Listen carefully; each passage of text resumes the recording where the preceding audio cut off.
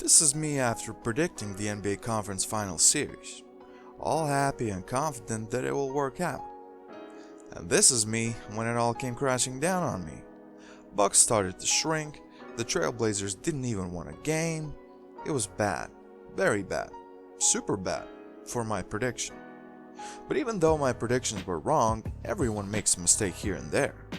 I haven't lost faith in myself, and I'm back with another prediction. This is the moment we all have been waiting for. The NBA Finals are here. We found out our NBA finalists. The Golden State Warriors made it like a millionth time in a row, and the Toronto Raptors franchise made it for the first time ever. What a cool story, you have to agree. So, in the conference finals, I had the Toronto Raptors losing to the Bucks in 7 games. And once again, everything was looking so good for me, like 2 games into the series. Then they put Kawhi on Giannis and it was over. In the end, the Raptors won the series in 6 games. After trailing 0-2 in the series, they won the next 2 games on their home court, came back in Game 5, won it on the road, and came back in Game 6 on their home court after being down like 15 points in the third quarter. Toronto was so good after Game 2. Even though at moments Kawhi looked slow and tired, he did his job to the best of his abilities. He carried the Raptors when needed, he involved his teammates. It was just a very cool moment to see. For the Bucks, it is disappointing to see them go down after they looked so unbeatable.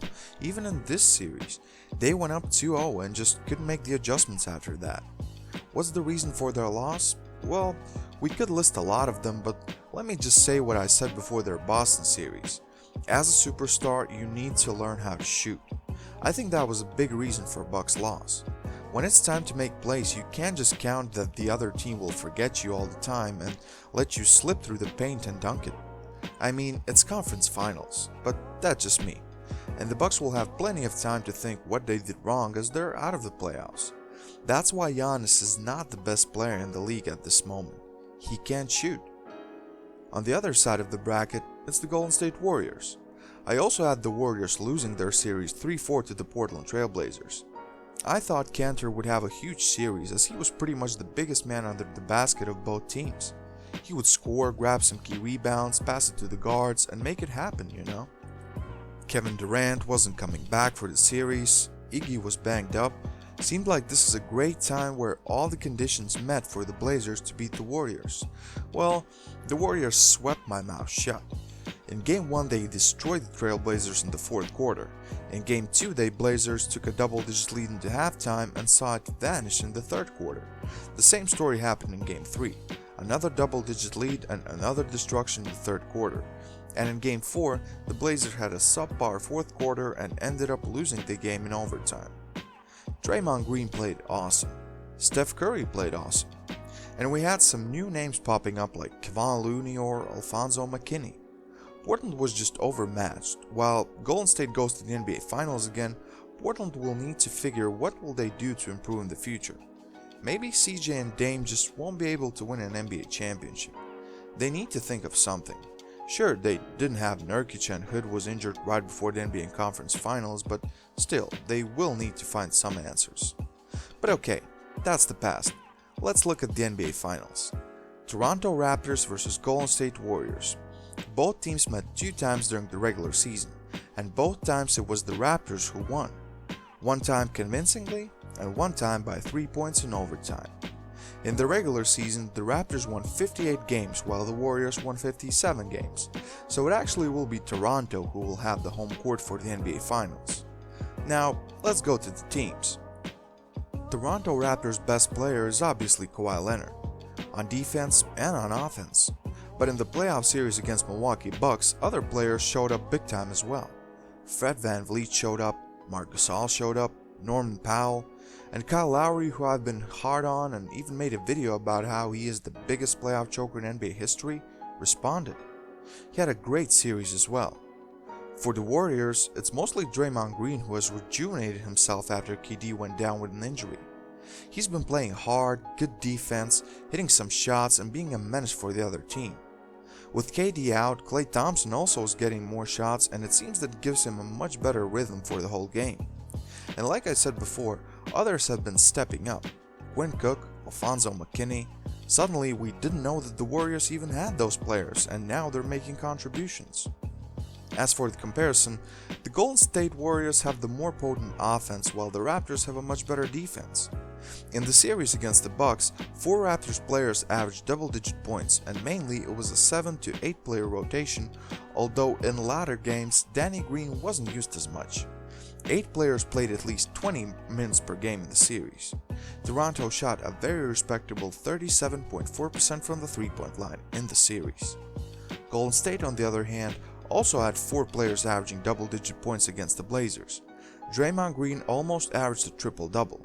They shot an impressive 49% from the field and 36.2% from the three. In the series against the Blazers, the Warriors used up to 10 players in their rotations. 10 players averaged more than 10 minutes per game, and 7 players averaged more than 15 minutes per game. But the biggest question is, who wins the NBA Finals? As always, and for the last time this season, let's go to the X Factors. The first one is superstar health. We know KD and DeMarcus Cousins will be out for at least a part of the series. When do they come back? Do they even come back? That makes such a big difference, and I don't even know which way is better. With KD, the Warriors obviously have that unstoppable offensive weapon and a good defender. With DeMarcus Cousins, they worsen their defense, and who knows how much they will add on offense. Right now, the Golden State Warriors are looking awesome. As crazy as it might sound, both or even one of their superstars coming back right now could ruin that momentum. And for Toronto's side, obviously, if they don't need to guard KD, it gives a chance to put Kawhi on Steph Curry at times or Klay Thompson. But we need to monitor Kawhi Leonard. He hobbled in Game 5. Is it the quad again? And in Game 6, he was super tired. He'll have 4 days off though, so hopefully it was just being tired. The second one is Draymond Green. Say what you want about all the superstars the Golden State Warriors has. Yes, Curry is the greatest shooter of all time. Yeah, Klay Thompson might be the second greatest shooter of all time. But Draymond Green is the man. He does all the little things. He rebounds, he passes, he grabs loose balls, he dives for balls, he will talk to the opponent, to the refs. He will do all that work for you when all there's left for others is to shoot the ball. Like I said, with KD out, he's been so good. And if he continues to play like that, it's gonna be super hard for the Raptors to pull this one off. Can Gasol and Ibaka hold him off under the basket? The third, home court. I think one of the best advantages that Toronto has in the NBA Finals is the home court. Both teams were great on their home court during the regular season, and notoriously, Golden State always uses their home court advantage in the NBA Finals. Well, this time they don't have it. Toronto has it. So in reality, Toronto doesn't have to win on the road at all. So they don't have that pressure going for them. All they do is have to win all their home games. On the other hand, Toronto has been known for starting the series slow, so Game 1 is crucial for them. If they lose the home court right away, that doesn't bode well for their chances to win the title. The fourth one, halftime adjustments. Traditionally, it's the third quarter when Golden State makes their home runs to win the game. It's almost always the third quarter. They either come back from a big deficit or they gain a big lead. But Toronto has been no slouch in the third quarter either. They had a 39-point third quarter in the series against Milwaukee, and in fourth quarters they usually take care of the ball, and now they have that real closer in Kawhi Leonard, which is key. Some team will fall back in a game or two, but it's how they adjust after halftime what matters. And the fifth one is experience. This will be the 5th NBA Finals in a row for the Warriors, while only the first one ever in the franchise history for the Raptors. The Warriors have a chance to three-peat, while Toronto has a chance to win their first title ever. Sure, Toronto has Kawhi Leonard and Danny Green who have been to the NBA Finals and won it, but there are so much more Warriors who have done that already as well. We talked about that during the regular season, how Warriors seem disinterested at times as they've been there and done that. What will prevail? The Warriors' drive to win the third straight title? Or will it be the excitement and pure human spirit and the whole country of Canada that drives the Raptors to their first NBA title? My prediction is that the Raptors will win the series in 7 games, 4-3. Hey, for like 3 years I've been looking for a team that realistically can stop the Warriors. I want to see new champions. I want to see Toronto win their first title ever. And I think they can do it. They have all the conditions to do it. They have home court, KD is out so they don't have to put Kawhi on him. And if he does come back, okay, that toughens up the things on the defensive side, but how will that affect the Warriors' chemistry? I think that affects it in a negative way, as they will have to split shots again.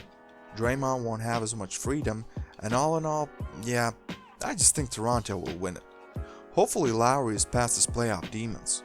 Ibaka and Gasol will be big for them. Others will step up and Kawhi Leonard will just do his thing. So 4-3, Toronto wins to stop the three-peat and become the NBA champions for the first time ever. So that's my prediction. What's yours? What are your X factors and how do you see the series turning out? Please leave a comment below with your prediction and thoughts. Also, don't forget to like this video and share it with your friends. There's also that big juicy subscribe button to not miss any of my content in the future, so press that as well. Every action you do on this channel helps me in the long run and keeps me motivated and you entertained. Thanks for watching and thanks for everything. I'll see you soon. This was Purple Prince and I'm out.